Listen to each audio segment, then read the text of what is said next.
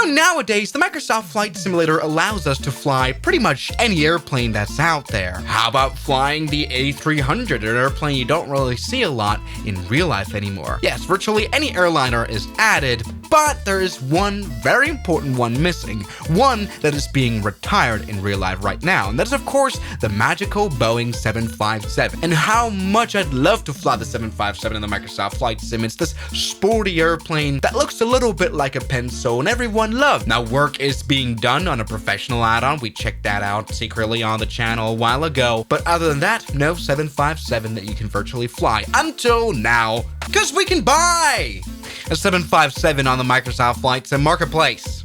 It's by a very renowned developer of Scenery. I've made several videos about the incredibly bad airplanes that they come up with over the past month. Like, they've come up with a lot of airliners within a very short amount of time because they're all crap. I mean, look at this 777. What are those windows?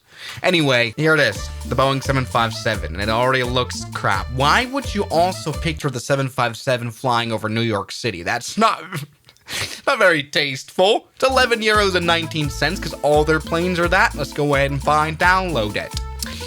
And this is just a trigger warning for anyone that actually likes the 757, because this video is going to be a pain. I mean, I don't believe these 4.3 out of 5 stars, 163 reviews, by the way. They make tens of thousands of dollars by making the worst plane that probably takes a week to make. I mean, the screenshots already somehow, I mean, it looks weird, it looks off. With the cockpit, they're trying really hard, but it looks really bad. What in the world is the winglet? Why is it as big as the vertical? Now here's their basic text. I don't really know why they call their plane professional. All their planes are called professional for some reason. Ultra realistic add-on. I doubt that. Like, just the fact that the requirements of this add-on is an NVIDIA GTX 1070, a nearly 10-year-old graphics card, is just insane. I've never seen that low specs required to fly an airplane. Let's go ahead and just try it out. So here it is, the Boeing 757-300. Looks already off. We only have one livery, Delta, so that's what we stick with. Let's spawn into LaGuardia, New York. It's gonna suck. Something that's interesting is that we're being mentioned facts by the 747. So basically, once again, as always, what they do that all the time, they would take a 747 model and just put a 757 texture on it. It's the texture that's not even good. Like, I know, I'm completely aware of the 757-300 having quite large winglets, but there's no way. I mean, they are out of proportion. They are so out of proportion. Why are they so big? God damn it, this looks fake. Wow, but look, they actually tried making the livery somehow look a little bit used, a little bit worn. You can see it's a little bit dirty. Well, they certainly tried with the windows, but like the engine is just, look at the modeling of the APU. This is like genuinely, you could have just bought a 3D model somewhere on like a 3D model warehouse and it would have looked a lot better. Though honestly, that's probably what they did. I mean, look at this engine. It's not even flyable because it's actually like a hexamegagon. Look how many, like it's not even round properly. Nor do the spinners have any texture on it. Where's the spinner painting to scare the birds? What? Like, come on, that couldn't have been super much work to just paint on. The landing gear isn't quite square either. This is like a PS2 type texture work. Great stuff there, Scenery. But their landing gear recently was a lot worse. This is like somehow almost acceptable according to their standard. But yeah, any more detail that is somehow expected is just not there. The whole of the landing gear is just non-existent. Look at those lights. They're just genuinely hexagon. And if we operate the jetway, I can almost like guarantee it's just not gonna work. Jetway operating. Nah, I don't think it's just not gonna dock. I'm pretty sure this door doesn't even open. Anyway, let's get into the cockpit where you'd spend most of your time. Oh my god, that looks hilariously bad. Now, obviously, the overhead panel here is supposed to look like this. Most notably, for example, we have the landing lights up front, and this has pretty much nothing to do with that. I kind of want to show a real 757 pilot this, only for them to suffer some sort of a stroke. I mean, look, the engine start logic works like this. Here is the engine starters, but instead here they look like this. We've got these knobs. Why? Because they're straight out of a 747. After all, it's not that hard, just modify modify the 747 cockpit to look like the 757. Hey, but at least they tried a little bit with the front section of the aircraft. We have, most notably, of course, the primary flight display and a little radar down here, just like here. Of course, the proportions are off. This doesn't make sense. Also, the standby instruments that are not digital are off. You're supposed to have, like, your primary flight display should be pretty much in the middle, always, in all airplanes. It should be in the very middle peripheral, and it's just not a thing. The primary flight display is offset to the left. Why wouldn't they have just put these standby instruments here? They're not even, like, centered at all. What the hell is this logic right here? Why do we have two altimeters?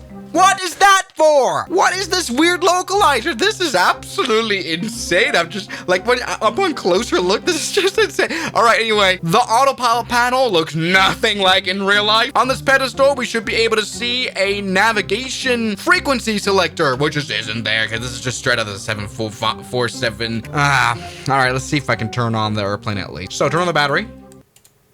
Wow, great.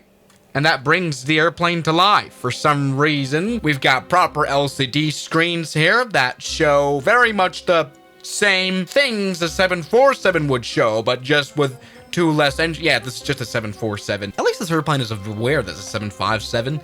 This screen is supposed to be generally like proper CRT. It's not supposed to be white. It's supposed to be green, as you can see down there. Yeah, this is kind of like a 747, but it only has two engine controls, which makes no sense. The throttle levers are supposed to be big and strong. Here, it's noticeable that there used to be 4 engines on there, but they modified it to have 2 engines. What? I like how this text isn't even... It's not even like, it's like floating in the air over here. Okay, so let's get this airplane aligned here. Put this into nav position. It's, I just can't. It's just never gonna reach it. It just doesn't rest in the nav. Is that the right setting? It's like between nav and at. What is that all about? Okay, let's turn on the fuel pumps. That worked. Let's turn on the APUs right there. Come on, let's wait for that to come on. To check how that is doing, I would like to put the APU page on. It doesn't exist. There's no I don't know about the APU. Let's see if the generator works though. It doesn't. So instead of knowing things, we fly this airplane by faith, I guess. The interesting thing is, by the way, I can tell all the textures are kind of flickery here. There's definitely like an object error. I feel like it might be because they stacked 2 textures, on top of each other, and that goes wrong. I don't know. All right, let's maybe see. Is the APU turned on? It's not going to turn on. Maybe we can turn on the external power. It's available.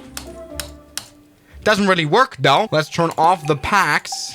We've got 3 packs. 757 doesn't have that. AP bleed is already on apparently, so we can turn on the engine. So engine start, okay? And that does virtually nothing. This, it might do something. I'm not sure. We don't have an N2 compressor.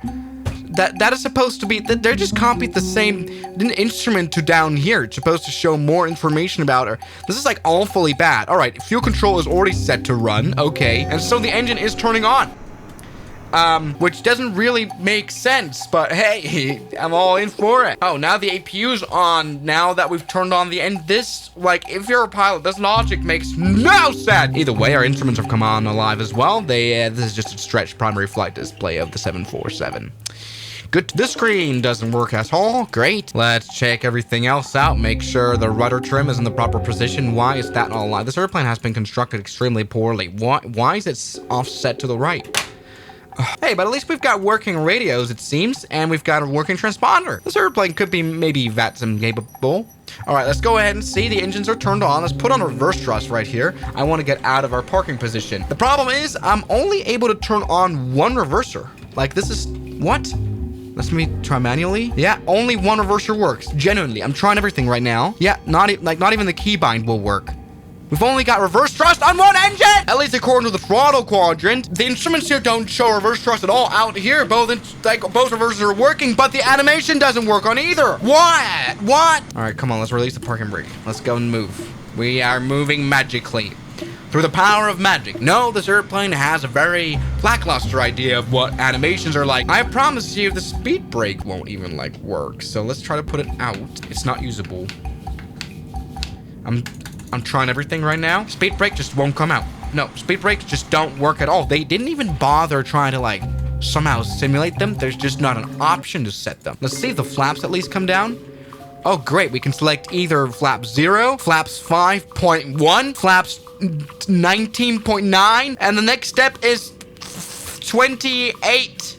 That's what? Why didn't you line these animations up? That was not that. That's not. It can't be that hard to pull off. Hey, but at least the flap moves. That's good. Now the idea that the 757 may also have slats that come out in front. Yes, leading edge flaps. You can see it's just non-existent here. The animations are just. This is just so bad. All right, either way, let's start taxiing right here. Now this airplane sounds a lot like the 747, which makes no sense at all because this is a 757, a really old airplane that's supposed to have like very raw sound. But like, I think the worst thing is that the instruments, except at the screens, just don't work. Like, we can't set up a baro here. We can do that here on the screen, as you can tell. I'm using that, but these instruments are just completely useless. Okay, maybe the airspeed indicator might work. Look, that is actually working. Wow, they have manual instruments in this plane. I don't know what those localizers for. It's probably just a placeholder. But all right, come on, let's taxi this airplane to the runway. And something we talked about already is the animations. This airplane has no nose landing gear animations. None of the M scenery planes have nose landing gear animations at all.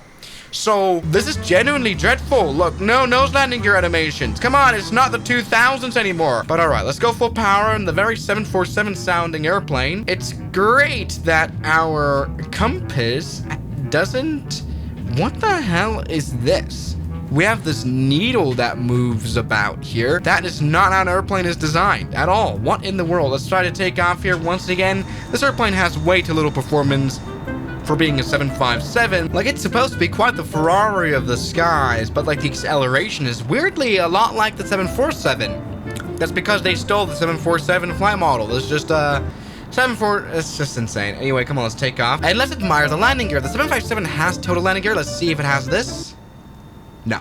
It has no landing gear animation. This is just extremely sad. This airplane flies very sluggishly. Not very much the loving pencil plane we like. Either way, look at the animations of the aileron. It's very, very shallow. This thing is supposed to deflect a lot more. This airplane sucks. Let's put the landing gear up, see what the animation's just like. Okay. Okay. Nope. That is not coming up. Let's try that again. Landing gear up. Oh, now it comes up. Okay, there we go. That looked very bad, because like, Anyway, 757 flies a lot like a 747. Great. Anyway, now that we've taken off, it's time to take a closer look into the interior of this plane. As you can see, what is great is that they've done an airspeed indicator, which doesn't really add up to anything, because like, it's supposed to be, like, we're supposed to be at like 350 knots now, but we're not. We're 280 knots. Also, why have I've lost control of the airplane? Huh? I lost complete control. Huh? Why did it just crashed? Let's respawn up into the air. Like, my joystick still works. And we're dropping like a stone again. We've lost control of the airplane. What? It's just broken! Either way, the 757 is a plane that can often be the biggest airplane at an airport because it has the performance. Let's try flying again.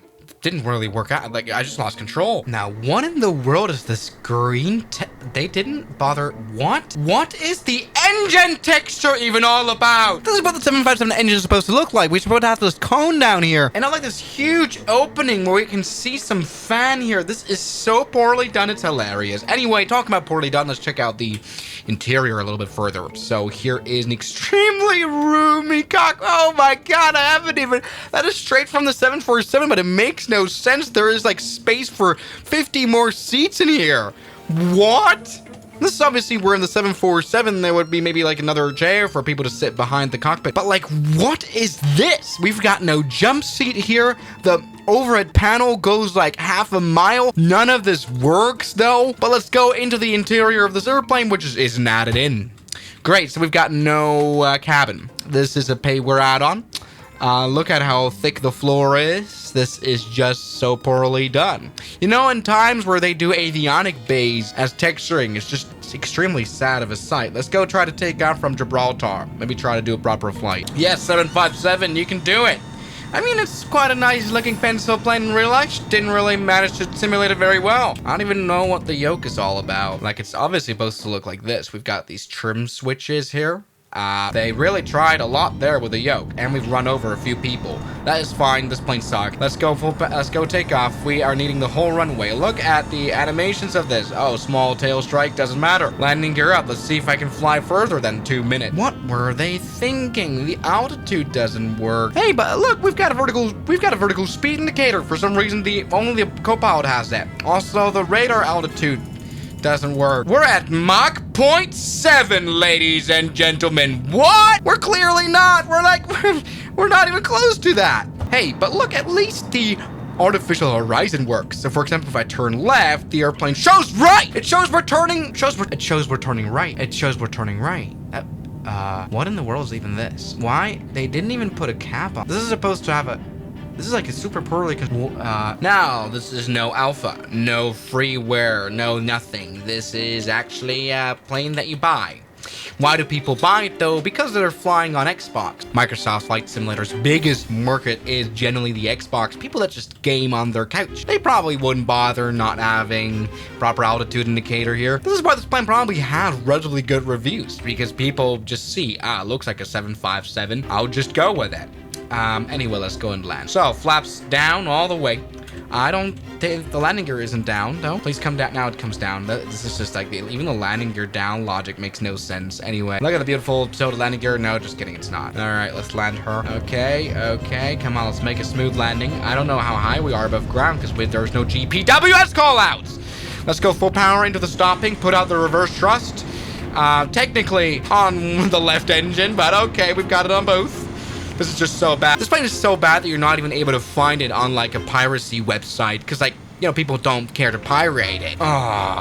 This is just painful. All right, so here's another great add-on in the marketplace. Maybe they do need proper quality control, don't they?